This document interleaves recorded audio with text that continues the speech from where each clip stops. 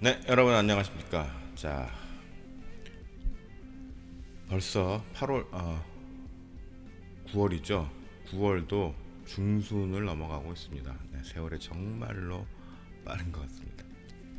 자, 오늘은 44 시리즈 두 번째 시간이죠. 기드온의 순종 3단계 두 번째 시간으로 제목을 기드온의 성장 드라마 이렇게 한번 정해보았습니다. 오늘 본문은 사사기 6장 25절에서 27절까지입니다. 자, 지난주에 우리는 사사 기드온이 하나님의 부르심을 받으면서 표징을 구하는 것에 대한 의미를 생각해 보았습니다. 많은 주석의 해석에는 기드온의 마음 자세에 대해 아주 긍정적이면서도 적극적인 의도로서의 표징을 구하는 것으로 보고 있었지만, 저는 그보다는 다소 소극적인 면으로 해석을 하였습니다. 즉, 하나님의 뜻을 확실히 받들기 위한 명령서를 받기 위함이 아니라 좀 더 인간적인 면에서 하나님께서 과연 끝까지 함께 해주실 것인가에 대한 자신의 두려움을 극복하기 위한 안전장치를 구했다고 보는 것입니다. 오늘도 그에 대한 연장선으로 이제 접근을 하면서 내가 왜 이렇게 해석을 하였나에 대한 근거를 한번 들어보도록 하겠습니다.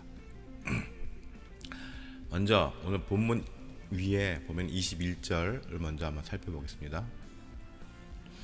여호와의 사자가 손에 잡힌 지팡이의 끝을 내밀어 고기와 무교병에 대니 불이 바위에서 나와 고기와 무교병을 살랐고 여호와의 사자는 떠나서 보이지 아니한지라. 자, 이거는 하나님께서 이제 기도를 받으신 거죠. 이제 요구를 기도원에. 자, 표징을 구한 기도원에게 하나님은 표징을 보여주셨습니다.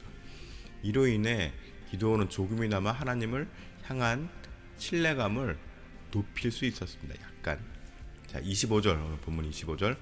그날 밤에 여호와께서 기드온에게 이르시되 내 아버지에게 있는 수소 곧 7년 된 둘째 수소를 끌어오고 내 아버지에게 있는 바알의 제단을 헐며 그 곁에 아세라상을 찍고, 바알과 아세라상의 모습은 지난주에 제가 보여드렸죠. 자, 이제 하나님은 기드온에게 첫 번째 미션을 주게 됩니다. 그것은 이스라엘의 만연해 있는 우상들을 없애버리는 것입니다. 자, 26절. 또 이 산성 꼭대기에 내 하나님 여호와를 위하여 규례대로 한 제단을 쌓고 그 둘째 수소를 잡아 내가 찍은 아세라 나무로 번제를 드릴지니라 하시니라. 그런데 이 같은 행위는 당시의 이스라엘 분위기로 보았을 때 상당히 위험한 행동이었습니다.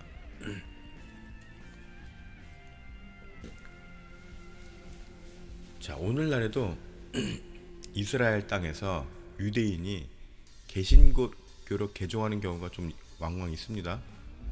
요즘에 많이 좀 늘어난다고 하는데, 그런데 이스라엘 사회에서 개신교로 개종을 한다는 것은 그 사회에서 격리를 당하는 것과 마찬가지입니다. 온갖 차별과 핍박을 당합니다.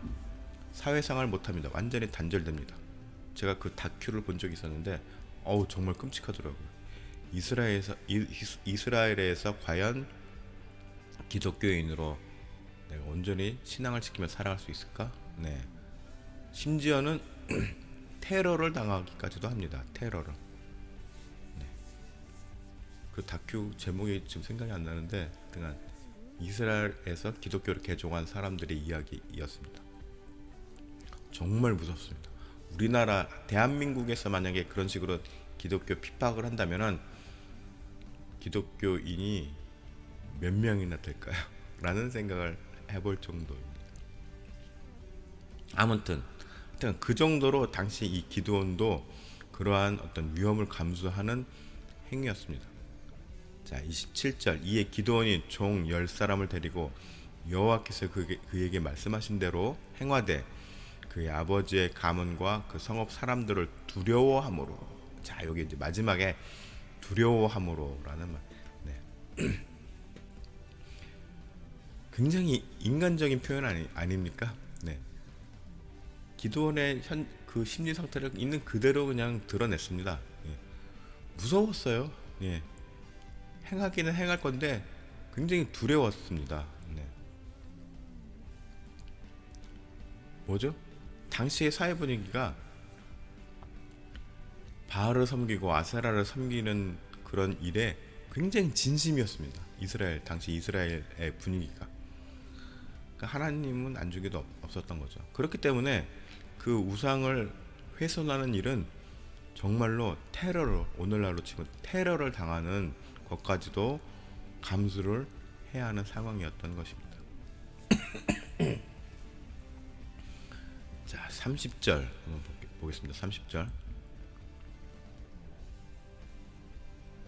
성읍 사람들이 요아스에게 이르되 내 아들을 끌어내라. 그는 당연히 죽을지니 이는 바알의 제단을 파괴하고 그 곁에 아세라를 찍었음이니라 하니. 예, 요 30절 말씀, 요건 이미 이제 일이 다 지난 이후에 이제 사람들이 안 다음의 상황인데 뭐예요?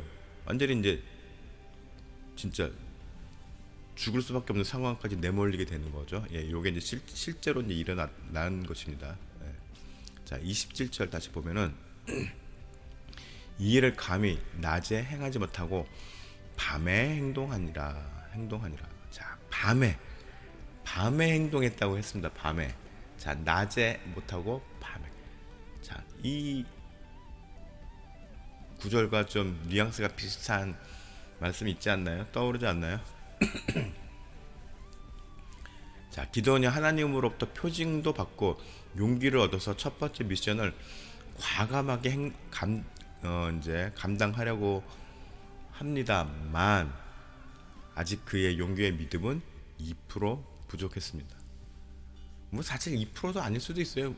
그렇게 위험한 일을 하는데 두려움마저 없다면은 네, 너무 인간적이지 않죠. 네, 아무튼 그래서 하여튼간 이 구절, 이 일을 감히 낮에 행하지 못하고 밤에 행하지라. 자, 이 구절과 비슷한 뉘앙스가 비슷한 구절이 뭐가 있을까요? 네, 요한복음 3장 1절에서 2절에 그런데 바리새인 중에 니고데모라 하는 사람이 있으니 유대인의 지도자라. 그가 밤에 예수께 와서 이르되 랍비여. 네, 점점점. 뭐 상황은 좀 다르지만 니고데모 역시 예수님을 향한 많은 영적인 궁금증에 대해서 알고자 왔어요. 그런데 당시 니고데모 자신의 신분과 사회적 분위기로 인해 예수님을 당당하게 찾지 못하고 어떻게 해요? 예, 밤에 몰래 찾아갑니다. 그래도 중요한 점이 무엇입니까? 사정이 어떻든 간에 실행에 옮겼다는 것입니다. 실행에. 예. 좀 부족하면 부족한 대로 가는 겁니다. 네. 그게 중요하다는 것입니다. 실천은 믿음이란 무엇일까요? 한순간에 뻥튀기처럼 빵 생기는 게 아닙니다. 자, 내가 성령을 딱 받았습니다. 성령 충만을 받았어요. 그래서 지금부터 믿음이 와 충만하게 갑자기 확 완성이 되는 것이 아니란 말입니다. 자, 사울에서 바울이 되고, 자, 눈에서 비닐이 벗겨졌어요. 그 이후에 바로 사울이 어떤 영적인 안정감을 찾았습니까? 아닙니다. 네. 최소한 3년 이상은 더 끊임없이 고뇌하고 자신의 본성을 깎고 하는 그런 인고의 세월을 지냈습니다.